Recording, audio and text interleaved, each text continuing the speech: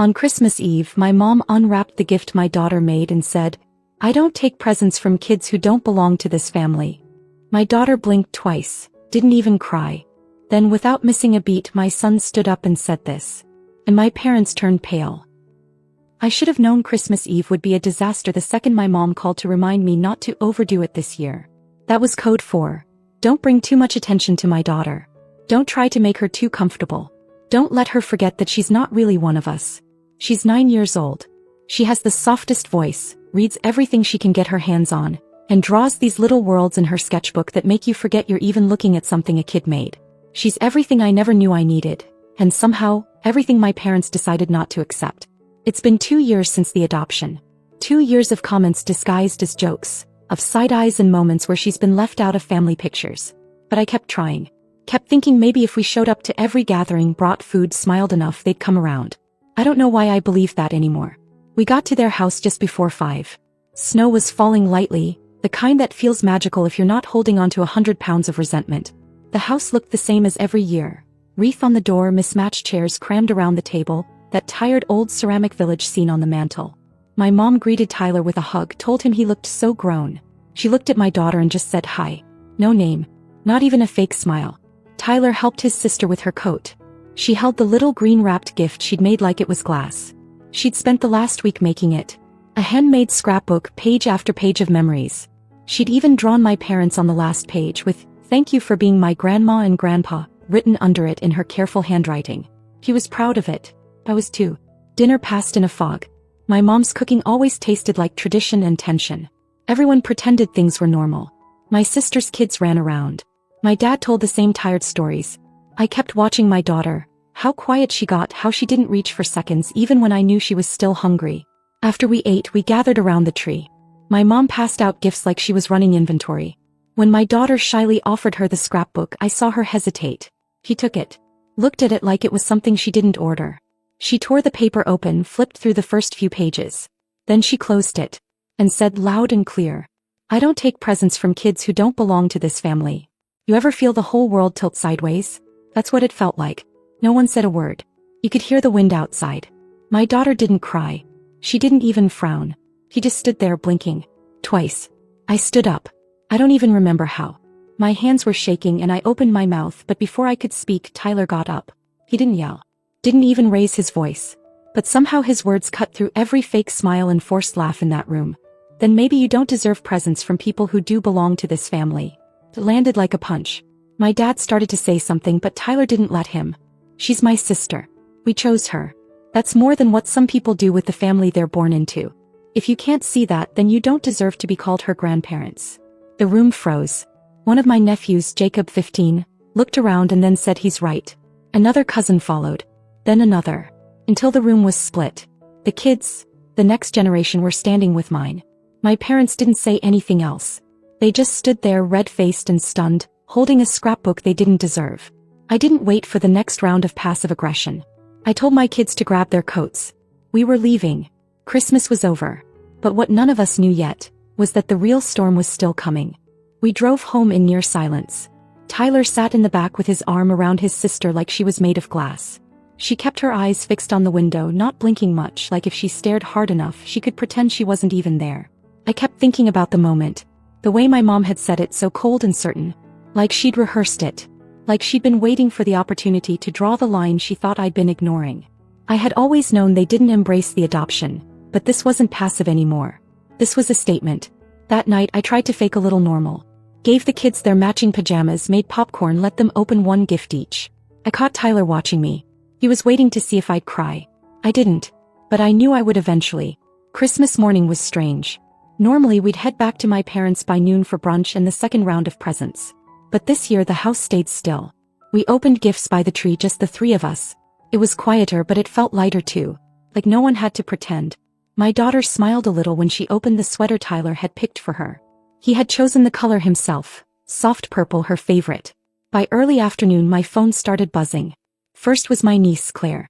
"Hey, we're coming over if that's okay." My mom's fuming, but we're all really uncomfortable. "What your mom said last night was..." "Yeah. We're not okay with it." Half an hour later, Jacob and two of the older cousins texted too. They wanted to stop by, didn't want to celebrate at the house after what happened. I told them yes, of course. Bring whatever or nothing at all. They showed up by 4. No parents. Just them. A few carried containers of food they had quietly packed before leaving. Someone brought sparkling cider and cupcakes. We pulled chairs from the basement, sat around the kitchen table and ate like we were trying to pretend everything was normal. But the looks they gave my daughter weren't pity, they were warmth. They talked to her, asked her questions, invited her into their conversations. At one point, Claire helped her build a little gingerbread house. She leaned over and whispered something and my daughter giggled. That was the first time I heard her laugh since Christmas Eve. The next day I sent one text to my parents. We're doing New Year's at my place. Anyone who wants to come is welcome. I left space for you both. I didn't expect much. And I didn't get much. Just silence. Then came the backlash. My sister texted me a long, angry message. She claimed I had ruined Christmas. Said my son humiliated our parents. Said, Mom was crying all night and didn't even open the rest of her gifts. I read the whole thing and just stared at it. There was not a single mention of what had been said to a child. Not 1 ounce of accountability. Just blame. I didn't reply. Not that day. But what I did do was start preparing. I bought extra groceries, cleaned out the guest room, brought in a few folding chairs. Tyler helped me string lights on the porch. My daughter asked if we'd still have party hats and sparkling juice at midnight. I told her we'd have all of that and more. New Year's Eve came fast. By 7 the house was already full. Claire came early to help cook. Jacob brought board games. 3 of the cousins drove 2 hours just to be there. My Aunt June and her husband came, uninvited but very welcome. She gave me a long hug and whispered, I always wondered when you'd finally stop protecting them. There was music. Fireworks in the backyard. Laughter, real laughter, not the kind you force around people who make you feel small. My daughter was in the middle of it all, eating, playing, laughing. Tyler kept glancing at her like he was making sure she stayed okay. She did. At midnight we counted down together. Everyone shouted. Hugs everywhere. Tyler handed me a glass of sparkling cider and toasted. To the people who know how to love. The only empty chairs were the ones I'd left for my parents. Still sitting by the door. They never came. And I think in that moment, everyone in the room finally realized something. They had chosen the wrong side. And that choice, that quiet little act of pride, was going to cost them more than they ever imagined. The first week of January passed in a strange stillness. It was like my house had finally exhaled after holding its breath through years of quiet tension.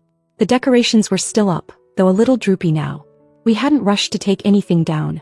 Maybe because for the first time the holidays had felt like ours. Tyler was back to school and already planning his basketball tournament. My daughter, still shy at drop-off, had started drawing little comics again, full of castles and glowing forests and sisters with magic powers. I'd catch her sketching on the couch after school and sometimes I'd notice, her characters smiled more now. My parents hadn't called. Not once. But I wasn't surprised. They didn't know how to reach out without controlling the tone of the conversation.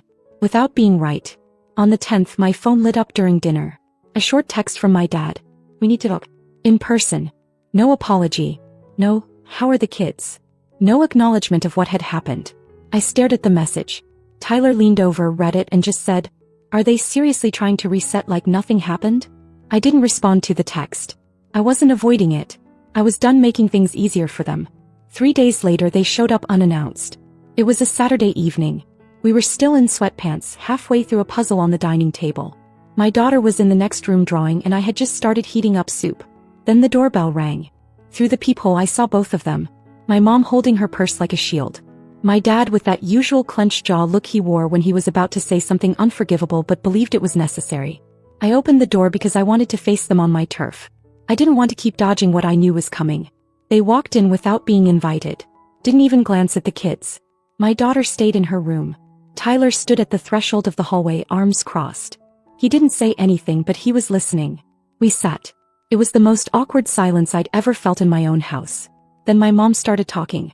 She said what happened at Christmas had been taken the wrong way. That she was trying to make a joke, and things got twisted. She said the scrapbook had made her feel put on the spot, and she reacted poorly. I didn't say a word. I just waited for one single thing. An apology. But it didn't come. My dad jumped in, told me that the kids these days were too sensitive. That real family doesn't fall apart over one comment. That I had made everyone uncomfortable by leaving on Christmas Eve. And that's when Tyler stepped forward from the hallway. Come clear. You're right, he said. Real family doesn't fall apart over one comment. It falls apart after years of treating someone like they don't matter, and finally getting called out. My mom tried to say something about not understanding modern parenting. My dad made a jab about raising soft kids. And Tyler, bless him, didn't yell. He just stood there and said, "She's not soft. He's strong. She stayed in that room when you humiliated her and didn't cry once. You think she doesn't belong? Maybe you're the ones who don't." They went quiet. For a second I think my mom might have realized how far they'd gone. But then my dad said something that flipped the switch in me completely. He muttered, "You're throwing away your own parents over some adopted charity case." I stood up. "You need to leave." My mom looked stunned. "We came here to fix this." "No. You came here to make yourselves feel better. You're not here for her. You're not even here for me. You're here because the rest of the family stopped pretending you were right." They didn't argue. They didn't beg. They just left. When the door closed behind them I stood there for a long time. My chest was tight, not with sadness but clarity. That night I pulled out a notebook. Wrote down every bill I had been paying for them. The electricity, the gas, the cell phone top-ups, the overdue fees I covered every other month. I totaled it. Then I opened my laptop and started making calls. I canceled every single one. That money, it was going to my kids now. The next day I signed Tyler up for a leadership camp out of state. Bought my daughter a professional set of drawing supplies. She hugged the markers to her chest like they were treasure. When she asked if Grandma and Grandpa were coming back I told her gently, "Only if they learn how to treat people right." She nodded. "Then it might take a really long time." I smiled. "That's okay. We're not in a hurry." And then, exactly 19 days after Christmas, their lights went out. It wasn't a bill, a call, or even a text that told me their electricity had been shut off. It was Mrs. Ellison, my parents' neighbor, who called while I was packing my daughter's lunch on a Tuesday morning. "Sweetheart, I don't mean to be nosy," she said, "but I've noticed something. Your parents' house has been dark every night for almost a week. And yesterday I saw your father running an orange extension cord through the window. It was plugged into the car in the driveway." I leaned against the counter. "He's powering the house with the car? Well, maybe just a lamp or two. But it doesn't look right, Stacy. Your mom was using a flashlight on the porch." I didn't ask her to explain. I knew exactly what was happening. When I canceled the utilities I figured it'd take a month before the consequences caught up to them. Apparently it only took 19 days. That's how long it had been since the new year. Since I stopped paying. Since I stopped pretending they deserved my support. The truth is I'd been paying more than just the electric bill. Over the years it had snowballed. Gas, phone, groceries delivered to their door because it's too hard to go out in the snow. I made excuses. Told myself they were just old-fashioned, not cruel. But now I saw it for what it was. They were only ever kind when it served them. I told Tyler after school. "They lost power," I said. He raised an eyebrow. "And? They're running cords from the car." He smirked. "Poetic." I waited for guilt to kick in. It didn't. And then came the call from my sister. She didn't say hello. "You seriously let the power get turned off?" Mom's freezing. Dad's furious. "What is wrong with you?" I didn't flinch. "What's wrong with you? You saw what happened on Christmas Eve and you said nothing." She tried to spin it, said our parents were just shocked by everything, that they weren't trying to be mean. That maybe I could help for one more month, and we'd figure it out later. I told her no. She got quiet, then said something that stuck with me. "They don't know how to fix this without you." I said, "Then maybe they shouldn't have broken it." And I hung up. The silence that followed was longer than I expected. A week passed. No letters. No messages. I thought maybe that was the end of it until Thursday afternoon. I was working from home and it was raining hard, one of those cold sideways rains that chills you through the windows. I was in the middle of checking an email when I saw movement through the front window. It was my dad. Standing at the foot of the porch steps. No umbrella, no coat. Just soaked through and holding something wrapped in a plastic grocery bag. I didn't open the door. I watched him through the glass for a moment, waiting to see if he was going to bang or shout or do something dramatic. But he didn't. He looked up and even from that distance I could see something unfamiliar on his face. Something close to shame. He didn't ask to come in. He didn't say anything. Then he placed the bag on the bottom step and turned around. I opened the door only after he drove off. Inside the bag was the scrapbook.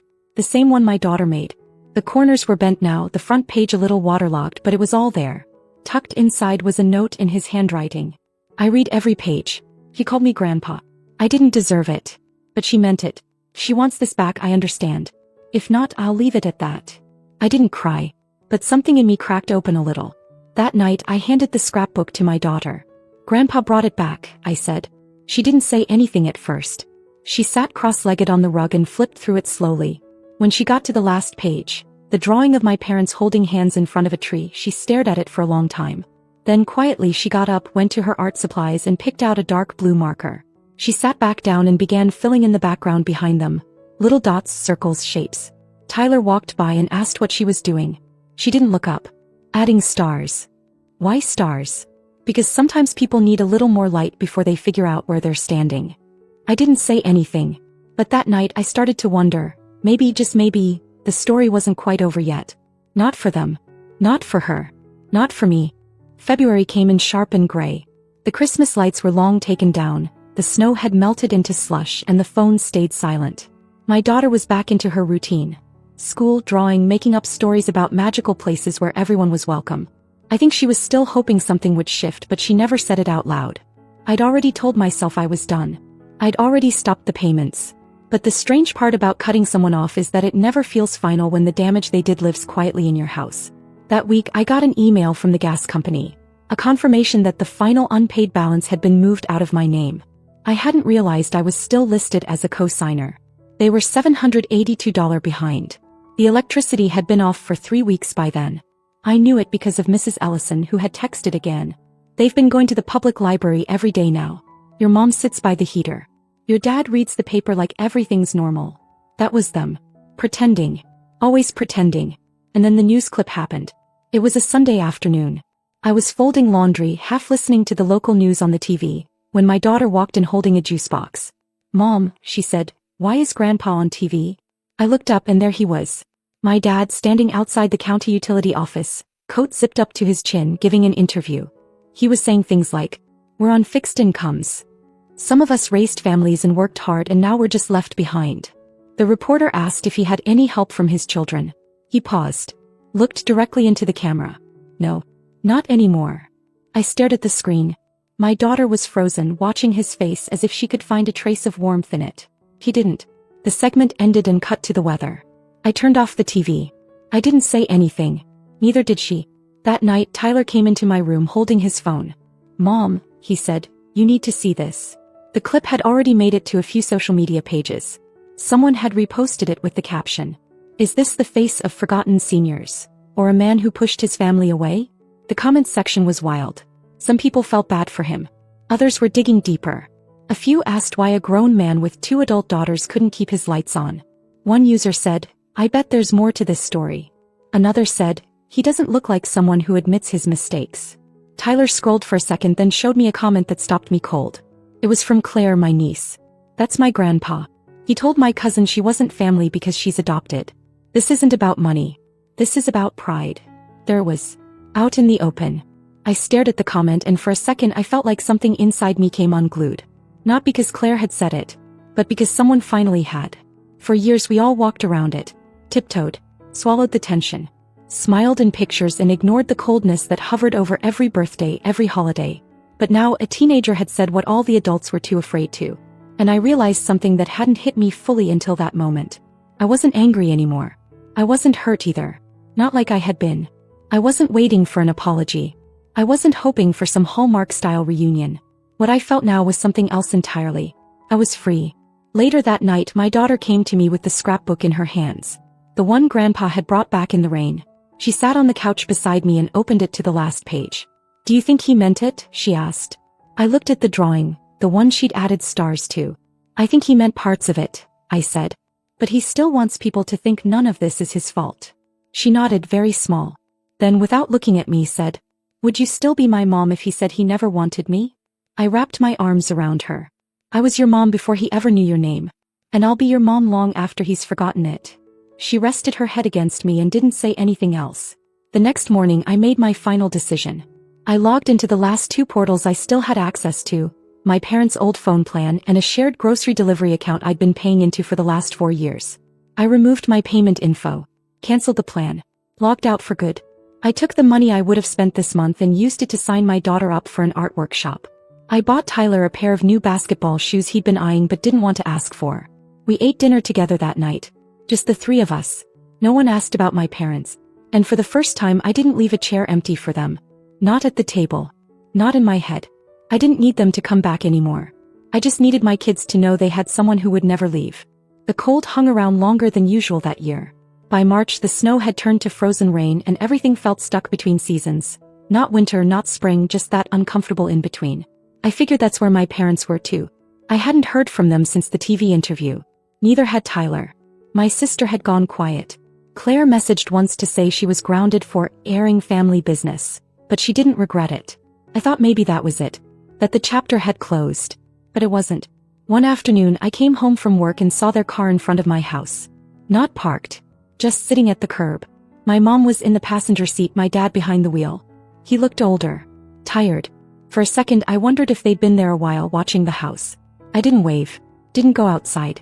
Just walked through the door and locked it behind me. They didn't leave. 10 minutes later there was a knock.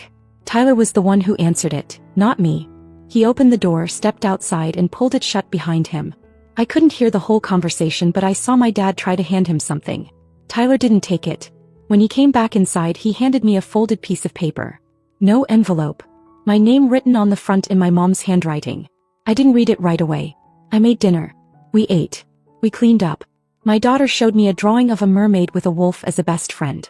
It was only after they were in bed that I opened the note. It was 4 sentences long. We're sorry. Not just for what we said but for what we didn't say for years. We thought family had to look a certain way. We were wrong. We want to meet her again if she'll let us. It didn't hit me the way I thought it would. I didn't cry. I didn't smile.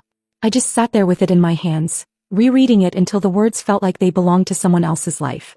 That night I slept on it. The next morning I told my daughter. They want to see you. She looked up from her cereal. Do I have to? No. Not ever. She was quiet for a minute. Then said, maybe just one time. If Tyler's there. So that weekend we met at a public park. I chose the place carefully. Neutral. Safe. They brought a bag of cookies and a blanket and tried their best to smile like nothing had ever happened. Tyler didn't speak to them much, but he sat close to his sister the entire time. My mom gave her a coloring book and said she was sorry, softly and not very well. My dad said he'd been proud of her artwork. That he should have said it sooner. My daughter didn't say much, just colored one of the pages in the new book while they watched. When we left, no one cried. No one said, let's do this again. It was just a quiet goodbye. I think they understood it wasn't a beginning, not really. It was a moment. Nothing more. And maybe that's all it ever could be. The truth is, I didn't do any of this for them. I didn't cut them off to punish them. I didn't stop paying their bills to teach a lesson. I did it because I had 2 kids who needed to know exactly where I stood. Who needed to see that love isn't conditional. That you don't keep people in your life who refuse to see your worth, no matter what their title is. They lost electricity. They lost heat. They lost comfort. But more than anything they lost access. Access to what we'd built. To the nights at our table. To the people we were becoming. They were slowly starting to accept her now, yes. But it wasn't heroic. It wasn't redemption. It was survival. They were lonely, embarrassed, and clinging to what little ground they had left. Me. I was no longer angry. But I was disappointed in a way I don't think they'll ever understand. Because in the end my daughter never needed their approval. She needed protection. And she got it. From me, from Tyler, from people who showed up when it mattered. She still calls them grandma and grandpa sometimes. But I don't call them anything anymore. Because sometimes when people show you who they really are, you don't fight it. You just finally believe them.